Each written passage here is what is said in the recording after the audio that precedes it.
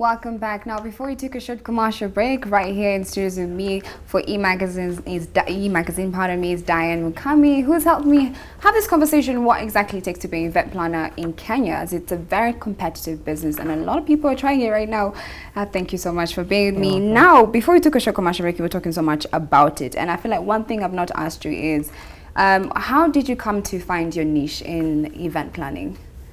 Niche in terms of target audience? Yes, and what exactly you wanted to do. You know, for example, there's obviously wedding planning, there's entertainment, like things like, you know, what happens in Alchemist, but you decided to have corporate events, right? Yeah. Yeah. So how did you come to that decision? Okay, so for ours is more, corporate and social in the painter. Okay. Yeah, so for us, as I said at the beginning, it was more about finding a niche in terms of like what event is not really currently like there in the market. Yeah, what's different? So, yeah, that's different. Okay. Because of course, in order to please the audience, you need to have something that's different. If you're doing something like everyone else, it will just be like, oh yeah, just another event. But it was more about, okay, fine, how can we make it different? And from that, now we're able to then get our target market. Okay, that's amazing. And earlier on you mentioned that, you know, the events you work on are very different, and a lot of people in it, let's say in the Kenyan market, I kind of hesitant about it because, you know, it's different from what they used to. So what kind of marketing strategies have you put in place to try and, you know, sell the events out there and trying to, you know, fill that gap? Okay, so for starters, what we're actually doing this week, activations, going out to universities, and that's because that's the thing. Well, of course, for us, we want the youth. Not that I'm saying we can't have all the people at our events. You know, my mom can be there, but I mean, like, we want the youth when it comes to our events. So for us, it was just go to where they are. Yeah. With Kenyans, you need to, you know, go to them if you want them to, like, you know, participate or be part of what you're doing. So activations, universities, and of course social media. So if it's using influencer promo codes, and just sponsored ads on Instagram, interviews, you know, either radio or TV, etc. There's different avenues for us in terms to market. Okay. And how do you you know, brand yourself differently from the other companies? Because it's a very competitive market, of course. So what are some of the things you do to make sure you stand out, not only just the way you market yourself, but other different areas? Okay, so for us, our brand is really fun. So we keep it fun, keep it young, keep it like a vibe. So when people think like Hot Mud Africa, they think, oh my God, the colors, or they think even the guys who do the fun stuff. Yeah, the fun stuff, exactly. And that's how I always want to be, because I'm all about fun stuff also. Like, I'm not always too serious. Yeah, try to be. But yeah, so for me, it's basically like a reflection of like our personalities. My partners, yeah, our personalities. Okay. Before we even get into you telling me about, you know, the event that's happening this week, I'm really excited to hear about that. I just want you to tell me what plans you have in place for your company and where you see yourself in the next 4 years. Just tell me about that. Okay, so the reason why it's called Hot Mud Africa is because I don't think locally.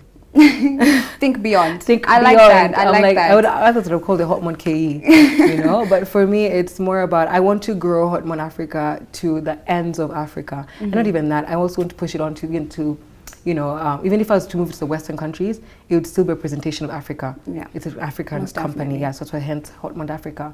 But then for us, our goal is to spread our wings in terms of like whether doing events in the UK, because I was studying there anyway, like last year. So doing events there, or doing events in Tanzania, doing events, literally just spreading our wings and doing fun, more creative and different types of events. So for us, it's about every year changing the game, changing the concept, doing something better each and every year. Yeah. Great. Now you can just tell me about the tissues you're holding right there. I do hope one is for me. Yeah. It better be. Girl, how could I forget you? Come on, please. Yeah. So basically, these are our T-shirts for Paint-a-Run 2019 happening tomorrow, basically. Yeah. So this is a T-shirt that everyone's gonna get. So it's basically like your ticket. Yeah. Okay. So as you pay, everyone gets a T-shirt. So everyone's gonna be wearing a T-shirt at the event. Yeah. Generally, as you can see, galaxy prints. I like it. I like it. Yeah. So very colorful. You see us, we're all about color. And yeah, of course, and this shirt is gonna get. I'm colored. Now tell me more about the idea of Paint-a-Run and what exactly you're trying to achieve from this particular event. Okay, so basically, the basis behind Paint-a-Run is Paint-a-Run, first of all, as I said earlier, I think I mentioned earlier, 5 km run, festival, and the Glow in the Dark festival. So the basis behind it is mental and physical wellness. So mental in the aspect of, physical in the aspect of 5 km run. So you're coming, you're getting fit, you're, staying healthy. Seriously Yeah, fit. 5 km, yeah. Everyone's like, what, do I have to come and run? Are you running? How? And I'm talking, I would love to. Honestly, I have so much FOMO. I want to run. And then the mental wellness comes the aspect of like, for us, the basis behind it is mental, like pushing on terms like mental health. So Paint Me Happy resonates back to individual like support, in the sense that like if you're not happy from within, then there's no way you can push on that happiness to other people. And so for us, one thing I came about the World Happiness Report and realized that Kenya is one of the unhappiest countries in the world. That's beautiful. That's sad. No, it's sad. We're one of the unhappiest. I had happiest. Sorry guys, I had happiest. Unhappiest. That is very sad. That is very sad. Exactly, yeah. So for us, it was more about, let's come together, let's cultivate and promote a culture of happiness. And all that resonates back to mental health. So for us, it's all about like self-love, self-care, self-worth, and that's what we try and push out of the events. So we don't do the typical type of like conference and seminar where you come and talk about your mental health or whatever. It's just like a celebration of life. Come together and forget about all your burdens, all your stress, all your whatever it is, and just come and have a good time, which is a good start to. That is beautiful. And you mentioned how long did it take you to put together this event and finally have it this weekend?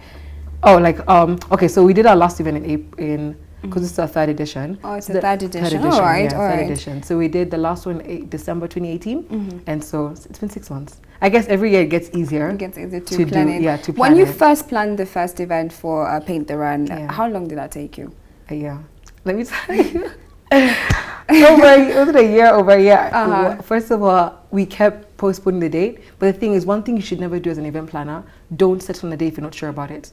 So even if we were choosing a date, like for example, we chose June 2016, then November 2016, then December, but no one ever knew until we finally said, you know what, April 2017, is the April 29, 2020, is a date. So do or die. Doesn't matter if we don't make money, whatever. Like it doesn't matter. We have to go about it. So it can just be like a tradition. Yeah. I'm happy you actually brought that up. I was going to come ask you, what would you say, being an event planner, are the best months to do an event, or the best month where you actually get clients wanting you to do an event for them? Okay. So of course, if you're focusing on types of events like graduation parties, etc., the best time, of course, is during graduation season. Yes, July, August, June, July, August. But there's other universities that also do December, June, July, August. Of course, in December, in terms of like other people want to have like a small parties, etc. Corporate events, December, really good time because that's when they're having like the office parties, etc. Then of course it depends. Different companies have different like timings for the event. As I said, we did the Safaricom event, but that was in March, so that also depends. But in terms of planning an event, one thing I think I've learned from experience, December. Best time? No, it's not a good time. The worst time? No, I don't. Okay, for us, let me speak on Paint the Run or Hot Mud Africa, like what we have come about. A good time is like summertime, because guys out of school, they're looking for events to go for. You actually get more youths to come to the event. April, Easter time. December, it depends. The bigger, really, really big events are the ones that really do well in December, but also that time people are deciding where their money should go because they're traveling. It's the end of the year. They're traveling home. I don't know they're doing what. So. Yeah, 100%. I just want to go more into the event business in Kenya, and you give me your opinion on what you think about where we are right now, and if we're actually doing well compared to we have places like Nigeria where people make a lot of money from this particular thing. So what are your thoughts on that? I think honestly we have really improved when it comes to event management and event planning. And people are now opening up to it. Before you'd be like, oh, I'm an event manager. Even just saying you're event manager is like, that's not a job. But now it's we know our parents. But but now it's really growing. I feel like that's also translated back to how people now plan events. So you can see there's more time put into it. The marketing that they take, they get into, generally the whole process, even from ticketing to even how people are welcome when they come to the event. Things have really, really improved. And I feel like we are literally going heading upwards. The way up. Yeah, exactly. That's amazing. So I just want to know the time and place for Paint the Run so I can make sure I'm there. You better come. All right. So basically it's happening tomorrow, 28th July.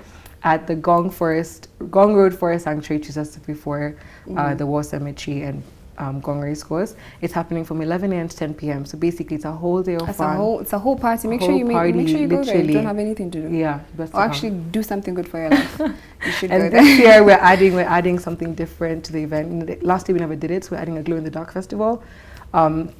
To this edition of the event, and of course, as I said, each year we always keep getting better and better. We didn't lose the last 2 years, so it starts off with a really, really fun run festival, and then the Glow in the Dark Festival. Sounds like a lot of Whole fun. day of fun. Holly, just come expecting. Please don't come with your, I don't know. Come just ready, basically. Come ready for a lot of Holly and a lot of fun. The food, drinks, etc. Different sponsors on board. So we have Coca-Cola in terms of like beverages. We have Galaxy Paints, Parapet. We have Safaricom, Osotua, Cloud9, Riverdale Medical Center. Yeah, Lumiglow. I hope I'm not forgetting. And what is the process behind getting such sponsors, you know, being behind your event? It's how you approach them and the value that you give them.